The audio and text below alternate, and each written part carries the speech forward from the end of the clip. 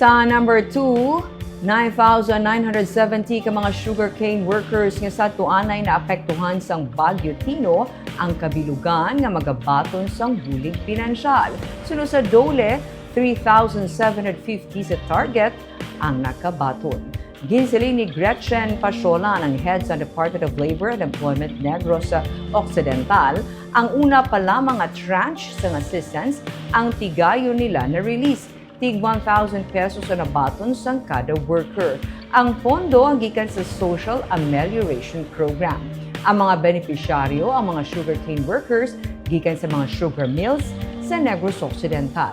Ang initial na payout naglakip sa mga workers gikan sa Biscom, Universal Robina Corporation sa NEDCO, and La Carlota, Sagay Central Incorporated, Hawaiian Philippine Company, kag Victoria's Milling Company.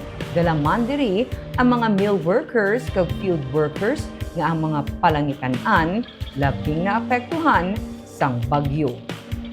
Ginapasalig sang DOLE ang mga sugarcane workers kag stakeholders nga padayon ang ilang nga paghikot para ma-release ang amo nga assistance. Padayon ang ilang nga paghatag sang bulig sa mga apektado nga komunidad para sila maka-recover gikan sa pag-igo sa kalamidad.